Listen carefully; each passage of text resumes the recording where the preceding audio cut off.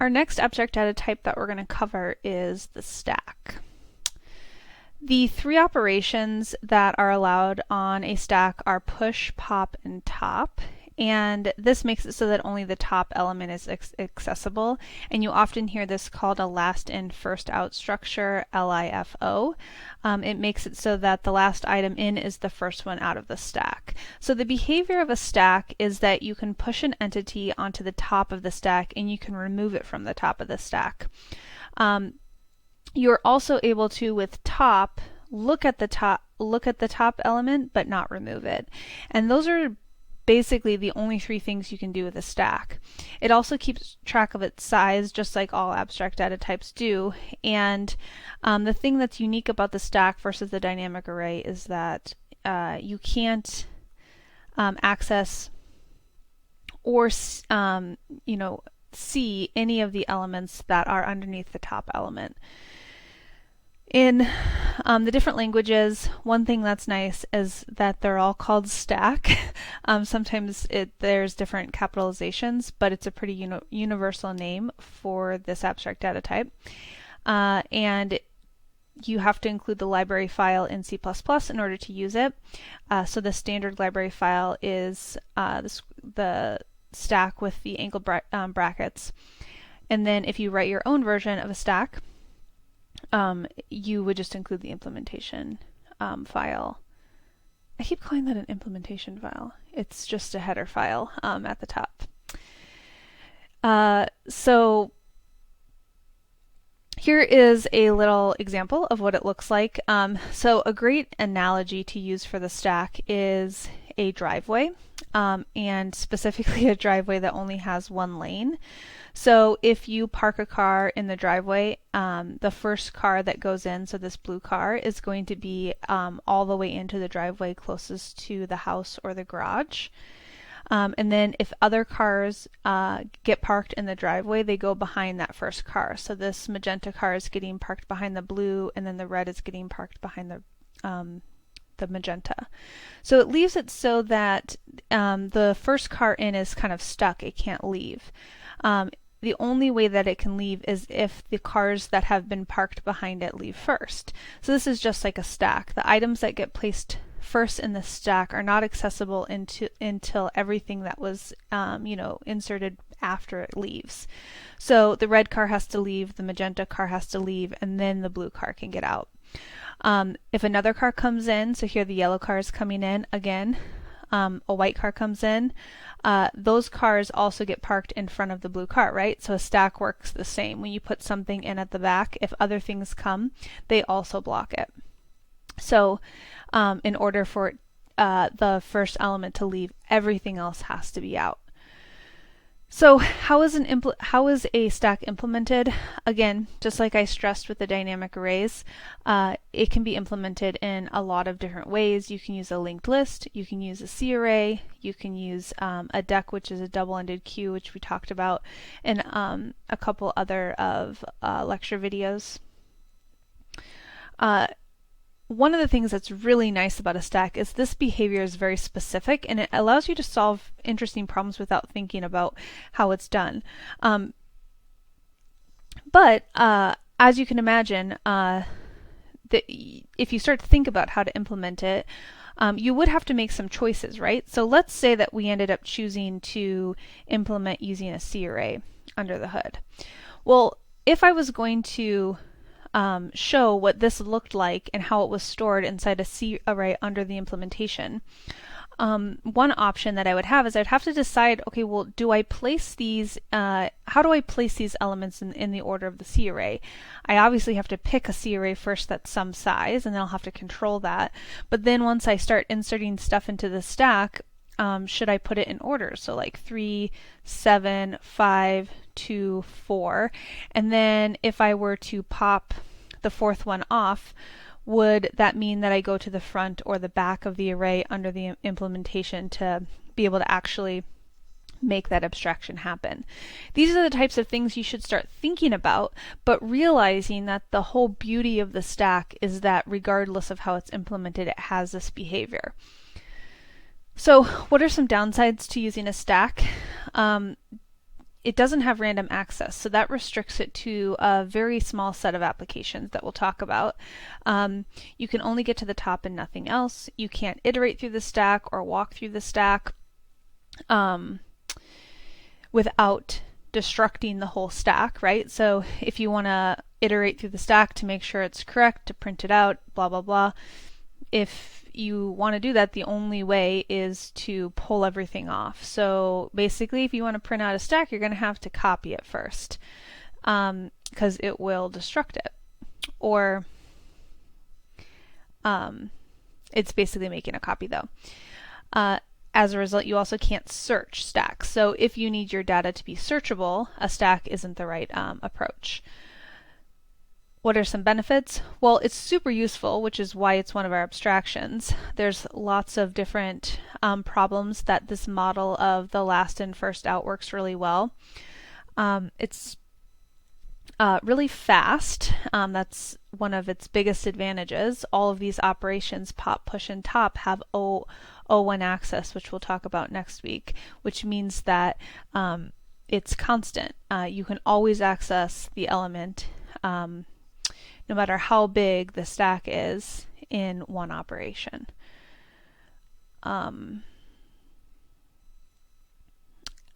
then where would you put the top of the stack if you built one using the array, and why would that be fast?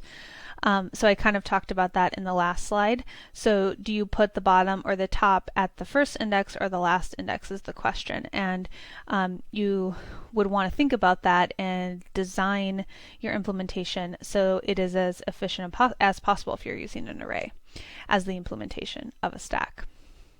So let's talk about some applications of the stack.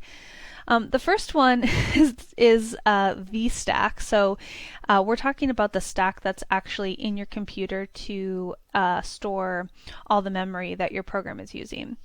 So your computer has a couple of different partitions that it uses for memory, and one of them is called the stack. You may or may not have heard about it before, and we're going to talk about it a little bit in this class. It comes up quite a bit in different areas because we're going to be handling all of our memory when we are coding our implementations. And you'll see it a lot more when you start taking systems classes, so 261 and 361 and the ones that follow. But the stack is where by default any variable that you declare is stored in C++. And so one of the ways to understand how the stack works is to think about what happens when your program is calling functions. So here I have a main function that calls function 1. When you go into function 1, you can see function 1 calls function 2. When you go into function 2, you see function 2 calls function 3. So what's actually happening in memory when this happens, and what does that have to do with this thing called a stack? Well, what actually happens is that a stack in memory is exactly analogous to the stack data structure or abstraction. So you can think of the stack in memory as this box that has these different partitions as you go up. So when you're inside of your main function, all the variables that are declared inside of main get stored on this stack of memory. Then when you call function 1 and you go into function 1, basically another set of memory goes on top, which stores all of the memory that's declared in function 1.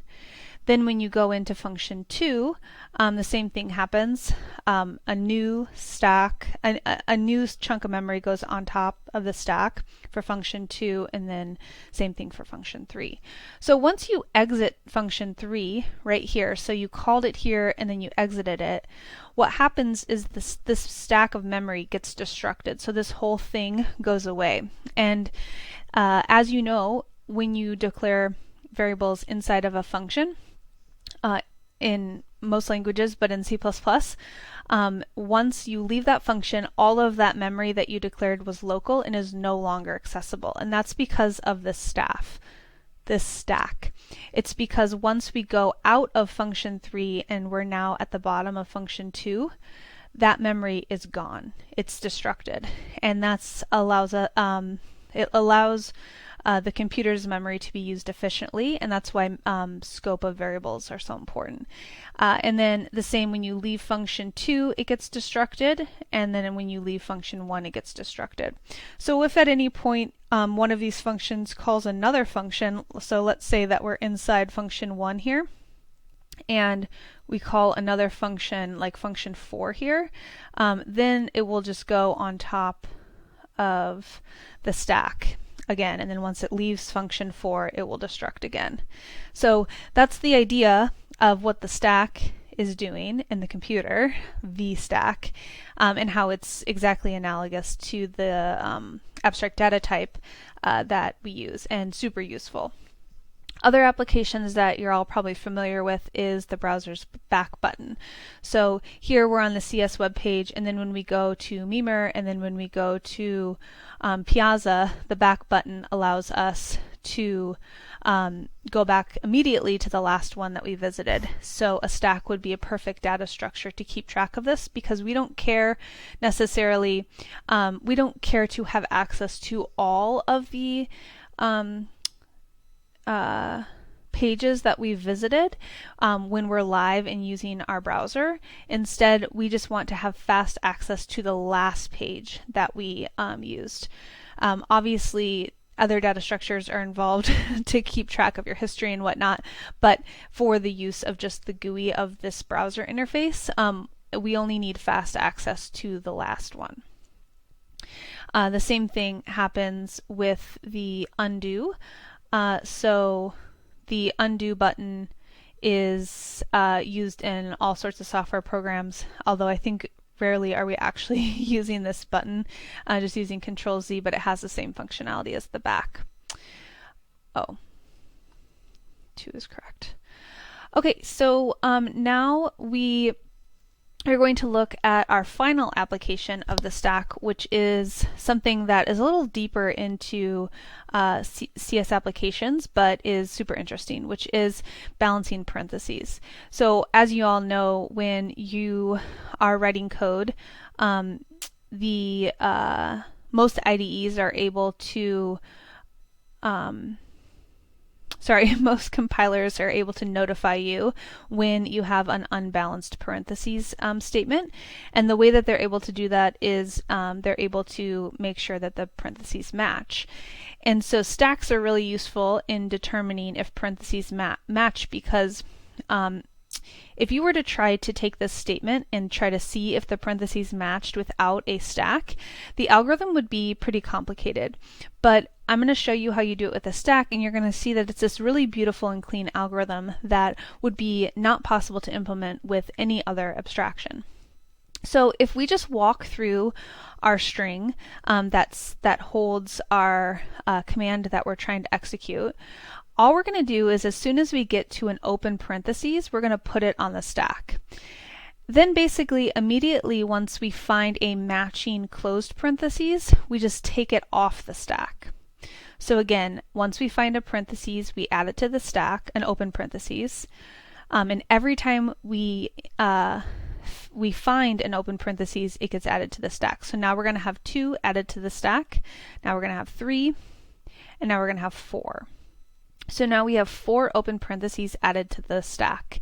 Every time we find a closed parentheses, we're going to check to see if a matching open parentheses is at the top of the stack. If it is, we remove it. If there isn't, that means we have an unbalanced parentheses. Again, we're going to go through, find closed parentheses. If there's a match, we remove it from the stack. Here's another closed parentheses. There's a match, so we remove it from the stack. Here's another open, so we add it. Here's another close, so we remove it. Another close, so we remove it.